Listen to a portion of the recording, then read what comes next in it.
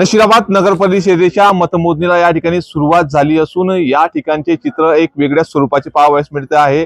भाजप सेना युती विरुद्ध राष्ट्रवादी असा समोरासमोर लढत असताना सकाळपासूनच मतदार राजांचा मोठा उत्साह या ठिकाणी संचालनाचा चित्र दिसून येत आहे। मात्र आज जरी मतदान प्रक्रिया या ठिकाणी पार पडणार असली तरी मात्र उद्याच्या दिवशी या ठिकाणी मतमोजणीचा निर्णय बदलण्यात आलेला आहे।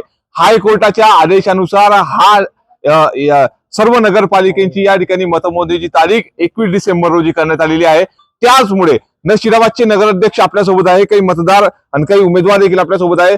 दादा, काय सांगाल, गेल्या काही वर्षापासून हा भाजपचा बालेकिल्ला होता, तुम्ही या ठिकाणी भाजपतर्फे नगराध्यक्ष पदाचे उमेदवार आहात, सकाळपासून मोठा उत्साह आहे मतदार राजांचा, काय असणार तुमची भावना? मतदारांमध्ये सकाळपासूनच चांगल्या प्रकारे उत्साह आहे। तरी काही विषय दुसरं काही दादा, मात्र जे उद्याच्या दिवशी जे मतमोजणी होणार होती ती आता 21 तारखेला ठेवण्यात आलेली आहे, यावर काय सांगाल? त्याबद्दल सर्वच्या सर्व उमेदवारांमध्ये नाराजी आहे। 21 तारखेला जी उद्या जो उत्साह होणार होता, जो काही विजयाचा हे होणार होता, त्याबद्दल सर्वच्या सर्व उमेदवारांमध्ये नाराजी आहे। एकीकडे हायकोर्टाने घेतलेला हा जो निर्णय आहे त्यामध्ये कुठेतरी हा जो उद्याच मतमोजणी झाली असती तर या ठिकाणी बरं झालं असतं, काही प्रमाणात का होईना मात्र नाराजी या ठिकाणी दिसल्याचं चित्र या ठिकाणी नगराध्यक्ष पदाचे उमेदवार योगेश पाटील यांनी सांगितलं आहे। आपल्यासोबत अजून उमेदवार आहेत, पंकज भाऊ, काय सांगाल, जो उद्या मतमोजणी या ठिकाणी पार पडणार होती मात्र ती मतमोजणी 21 तारखेला पार पडेल, काय वाटतंय?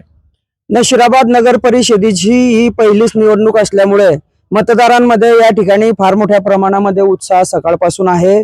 संध्याकाळपर्यंत जवळपास 80 ते 85% मतदानाचा टक्का हा या निमित्ताने या ठिकाणी जाऊ शकतो। आणि आज मतदान, उद्या मतमोजणी अशी होती आणि त्या मतमोजणीच्या माध्यमातून उद्याच सारं चित्र स्पष्ट होणार होतं। आणि एक आमच्या मनामध्ये त्या पद्धतीचं आनंदाचं वातावरण होतं की लगेच दुसऱ्या दिवशी या ठिकाणी विजयाच्या गुलालाची, ढोल ताशांची, त्याचप्रमाणे फटाक्यांची व्यवस्था सुद्धा आम्ही आजपासूनच करून ठेवलेली होती। कारण मतदार राजा हा या ठिकाणी विकास कामांच्या निमित्तानं युतीच्या माध्यमातून या ठिकाणी आमच्या मागे उभा आहे। आणि मेहरबान उच्च न्यायालयाच्या नुकत्याच झालेल्या निर्णयानुसार ही मतमोजणी 21 तारखेला गेल्यामुळे 21 तारखेपर्यंत या ठिकाणी सर्वच्या सर्व उमेदवारांमध्ये मला असं वाटतं डागडुगी या ठिकाणी असेल। जोपर्यंत निकाल लागत नाही, निकालाची खात्री, विजयाची खात्री जरी असली तरी जोपर्यंत निकाल लागू शकत नाही तोपर्यंत आपण म्हणू शकत नाही की आमचा विजय झाला। निश्चितच सर्वच्या सर्व उमेदवारांच्या आनंदावर कुठेतरी या निर्णयाच्या माध्यमातून विरजण थोडं पडलं असं या ठिकाणी मला वाटतं। परंतु 21 तारखेला या ठिकाणी युतीचाच विजय या ठिकाणी होईल। मतदार राजा हा विकासाच्या माध्यमातून युतीलाच कौल देईल, याबद्दल गावामध्ये पूर्ण या दृष्टिकोनातनं वातावरण आहे। जरी उद्या निकाल लागला नाही तरी 21 तारखेला युतीलाच ही जनता कौल देणार आहे, असंच मत या ठिकाणच्या उमेदवारांनी व्यक्त केलेलं आहे। लीनाताई देखील उमेदवार आहेत, ताई, काय सांगसाल, उद्या जो निकाल होता तो हायकोर्टाने आता 21 तारखेवर या ठिकाणी ढकललेला आहे, तुमच्या मनात काही धाकधुकी आहे का? काय सांगाल तुम्ही या निर्णयाबद्दल? नाही, आम्हाला तर काही धाकधूक नाही आहे, पण गावामध्ये अशी चर्चा राहील सगळीकडे की लोकांची हा येईल तो येईल, की इकडे जाईल तिकडे जाईल, याचं वारं फिरलं त्याचं वारं फिरलं, हेच एवढाच एक विषय राहील 21 तारखेपर्यंत, तोच सांभाळणं जरा कठीण जाणार आहे।